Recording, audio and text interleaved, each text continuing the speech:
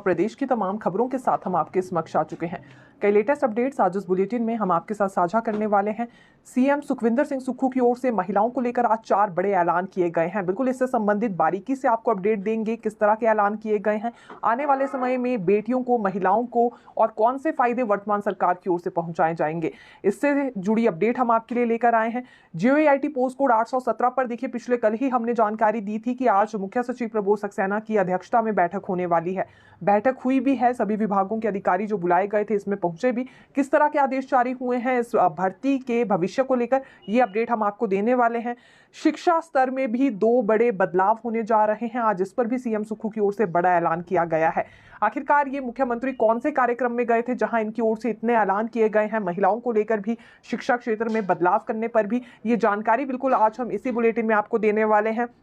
ग्राम रोजगार सेवक भी अब यहां मर्जर की मांग उठा रहे हैं। पहले जिला परिषद कैडर के कर्मचारी अधिकारियों ने यह मांग उठाई थी, लेकिन क्या आप जानते हैं अब यहां ग्राम रोजगार सेवकों की ओर से भी मर्जर पर मांग उठाई जा रही है। इनकी संख्या कितनी है और उसके बाद कितना बोझ विभाग पर पड़ेगा, किस विभाग में ये मर्जर को लेकर मांग उठा रहे हैं, ये अपडेट हम आपके लिए लेकर आए हैं। शुरुआत मौसम से करना चाहेंगे, क्योंकि मौसम विज्ञान केंद्र की ओर से पूर्वानुमान ये जारी किया गया है कि 27 और 28 नवंबर को भारी बारिश और बर्फबारी हो सकती है, जिसके बाद तापमान में भारी गिरावट आएगी। पश्चिमी विक्षोभ सक्रिय होने के चलते हिमाचल के कई हिस्सों में जोरदार बर्फबारी होने वाली है, इसलिए सतर्क रहने के लिए भी कहा गया है। हालांकि अभी हिमाचल के कुछ हिस्से ऐसे हैं जहां पर महज कोहरा पड़ रहा है, लेकिन तापमान में कोई गिरावट नहीं आ रही थी। टेम्परेचर एक तरह से सामान्य बना हुआ था, लेकिन अब जल्दी ही यहाँ मौसम करवट बदलने वाला है और 30 नवंबर तक शीत लहर के प्रभाव में ही हिमाचल प्रदेश रहने वाला है। ये भी मौसम विज्ञान केंद्र की ओर से यहाँ प्रेडिक्शन जारी की गई है। देखिए, आज ही सीएम सुक्खू की ओर से विद्या समीक्षा केंद्र का लोकार्पण किया गया है। ये समग्र शिक्षा अभियान के तहत ही एक और केंद्र तैयार हुआ है। हालांकि समग्र शिक्षा अभियान के कार्यालय में ही सेंटर तैयार किया गया है और ये कान्वे जीनियस के सहयोग से चलाया जाएगा। बड़ी बात यह है कि इससे फायदा न केवल शिक्षकों को और छात्रों को ही बल्कि प्रशासकों को भी मिलने वाला है। पूरी तरह से डाटा उपलब्ध करवाने का काम इस योजना के बाद होगा। आज ओक ओवर में ही सीएम सुक्खू की ओर से इसका लोकार्पण कर दिया गया है, जिसमें उनका कहना था कि इस योजना के बाद विद्यार्थियों को मार्गदर्शन मिल पाएगा, शिक्षकों की सहायता हो पाएगी और प्रशासकों को डाटा उपलब्ध हो पाएगा, क्योंकि स्कूलों को प्रौद्योगिकी और डाटा संचालित प्रणाली में एक तरह से ये स्कूल सक्षम बनाएगा। तो ये एक तो इनकी ओर से स्टेटमेंट दी गई। दूसरी बात इन्होंने ये कही कि पूर्व जयराम सरकार ने स्कूल तो खोल दिए, लेकिन आधारभूत ढांचा स्कूलों के लिए नहीं तैयार किया गया है। यही वजह है कि वर्तमान सरकार ने 900 के करीब स्कूल बंद किए। ये जरूरी है कि क्वालिटी एजुकेशन पर फोकस किया जाए, ना कि स्कूलों की संख्या पर फोकस हो। इसीलिए तरह तरह के कदम अभी देखिए वर्तमान सरकार की ओर से उठाए जा रहे हैं। ये जो अभी यहाँ विद्या समीक्षा केंद्र शुरू किया गया है, इसके बाद नए शैक्षणिक सत्र में भी कई तरह के बदलाव देखने पर मिलेंगे। जमीनी स्तर पर कई नई योजनाएं शैक्षणिक सत्र के लिए शुरू होने वाली हैं। तो ये अपडेट भी आज हम आपके लिए लेकर आए थे। अब बात भाजपा से जुड़ी करना चाहेंगे, क्योंकि ऋण पर लगातार बयानबाजी दोनों पक्षों में हो रही है। अभी हाल ही में सीएम सुक्खू की ओर से कुछ एक आंकड़े रखे गए हैं लिए गए ऋण को लेकर। अब इसमें भाजपा प्रदेश अध्यक्ष डॉक्टर राजीव बिंदल की ओर से ये कहा जा रहा है कि शायद मुख्यमंत्री भूल गए हैं उन्होंने कितना ऋण लिया है, या सही से उन्हें आंकड़े मालूम नहीं है। आरटीआई के तहत भाजपा ने इंफॉर्मेशन निकाली है, जिसमें कई तरह के बड़े खुलासे हुए हैं।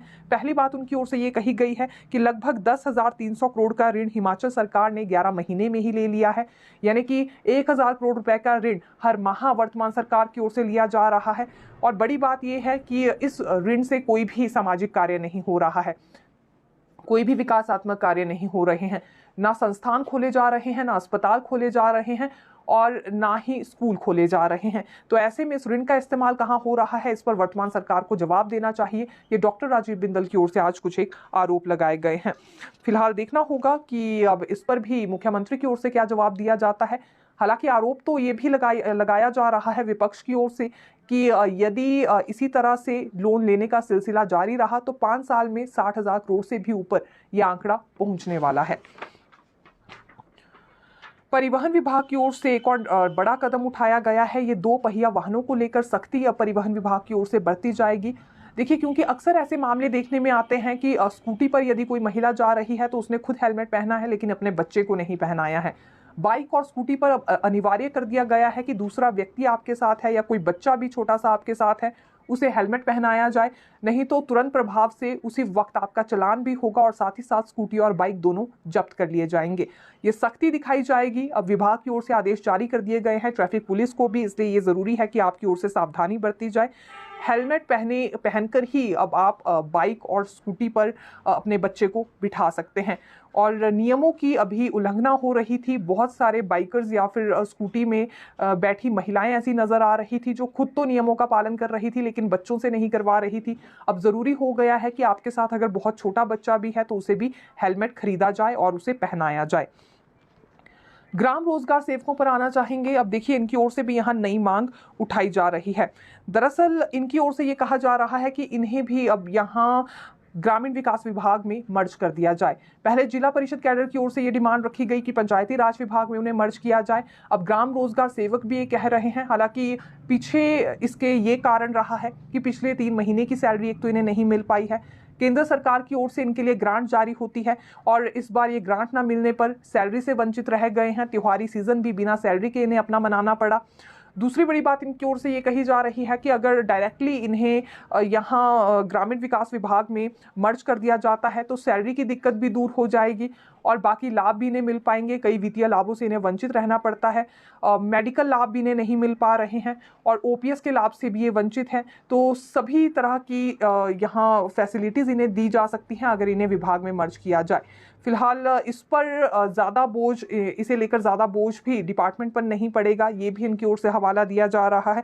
लेकिन अभी तक पंचायती राज विभाग में तो मर्ज नहीं किया गया है जिला परिषद कैडर के कर्मचारियों को, तो इनकी मांग पर गौर होता है नहीं, ये देखना होगा। हालांकि नया रास्ता यहाँ मंत्री अनिरुद्ध सिंह की ओर से ये निकाला गया है ताकि इनकी सैलरी इन्हें दी जा सके, तो एक रिवॉल्विंग फंड जारी किया जाएगा। लेकिन रिवॉल्विंग फंड जारी होने से पहले ही इन्होंने अपनी डिमांड रख दी है कि इन्हें सीधे तौर पर मर्ज कर दिया जाए। हर बार ये इस तरह की समस्या नहीं देख सकते हैं। अभी फिलहाल देखिए, जो ये ग्राम रोजगार सेवक हैं, हालांकि इनकी संख्या भी काफ़ी ज़्यादा है, 1000 से ऊपर की इनकी भी संख्या है। और अगर हम जिला परिषद कैडर के कर्मचारियों की बात करें तो वो 4700 के करीब है। ऐसे में ना उनकी डिमांड पूरी हुई है और नई डिमांड अब यहाँ सामने आई है। इस पर क्या रिएक्शन सरकार की ओर से आता है, ये देखना होगा। स्कूलों में अब नया ड्रेस कोड शुरू किया जाएगा। ये सरकारी स्कूलों से संबंधित अपडेट हम लेकर आए हैं। दरअसल क्योंकि हाई प्रोफाइल प्राइवेट स्कूल्स की तरह ही राज्य के सरकारी स्कूलों को बनाने की कोशिश अब वर्तमान सरकार की ओर से हो रही है, तो ये भी ज़रूरी है कि स्मार्ट यूनिफॉर्म भी इन बच्चों को दी जाए।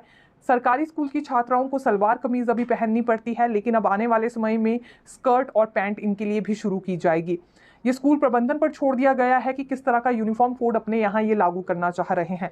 हालांकि पेरेंट्स टीचर मीटिंग भी इसके लिए बुलाई जाए, अभिभावकों से भी राय ली जाए, ये भी मुख्यमंत्री ने कहा है। लेकिन किसी तरह से स्कूल प्रबंधन बाध्य नहीं होगा, पूरी तरह से स्वतंत्र छोड़ा जाएगा। ये अपने स्तर पर यहाँ स्कूल ड्रेस को तय कर सकते हैं। अभी एक चीज़ और देखने में आती है कि जो प्राइवेट स्कूल के छात्र होते हैं वो अपने से कम मांगते हैं सरकारी स्कूल के छात्रों को। इसमें एक बड़ा कारण पहनावा भी रहता है। उन्हें लगता है कि स्मार्ट यूनिफॉर्म उनके पास है, स्मार्ट स्कूल है, लग्जरी लाइफ जी रहे हैं। दूसरी ओर सरकारी स्कूलों के छात्र उनसे 2 गुना ज़्यादा भी टैलेंटेड हो, फिर भी उन्हें कम मांगते हैं। लेकिन अब जब यूनिफॉर्म एक जैसी होगी, सुविधाएं एक जैसी मिलेगी, तो सरकारी और प्राइवेट स्कूल्स में कोई भी फर्क नहीं रह जाएगा। और इसी मकसद से सीएम सुक्खू ये सभी आदेश आगे जारी कर रहे हैं।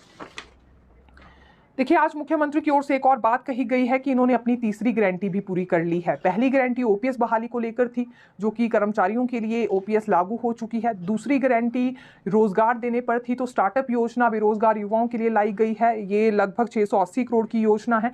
इसमें ई टैक्सीज दी जाएंगी, युवाओं को उन्हें खुद चलानी होगी और सरकारी डिपार्टमेंट्स के साथ इन टैक्सीज को अटैच किया जाएगा। लेकिन सवाल तो ये भी है कि जो बेरोजगार युवा हैं वो टैक्सी चलाने में इच्छुक हैं भी या नहीं। पहले चरण में 500 के करीब ई टैक्सीज आवंटित की जाएंगी, ये एक तरह से ऐलान इसमें हुआ है। और ये दूसरी गारंटी है जो कि पूरी सरकार की ओर से कर ली गई है, ये मुख्यमंत्री की ओर से कहा जा रहा है। इसी बीच तीसरी गारंटी को लेकर जिक्र किया जा रहा है, जो कि इंग्लिश मीडियम स्कूल्स पर है कि अब पहली कक्षा से ही इंग्लिश मीडियम स्कूल शुरू कर दिए जाएंगे। यानी कि जितने भी सरकारी स्कूल हैं यहाँ पर इंग्लिश मीडियम अब यहाँ पढ़ाई रहने वाली है। अब बात चाहे साइंस विषय पर हो या मैथमेटिक्स विषय की हो, तो इंग्लिश मीडियम ही ये स्कूल्स रहेंगे, इंग्लिश विषय में ही ये सब्जेक्ट्स भी पढ़ाने होंगे। हालांकि पहले भी इस तरह की कोशिश तो देखिए ज़रूर की गई थी, लेकिन पिछली सरकारें कामयाब नहीं रही इस कोशिश में। कारण इसका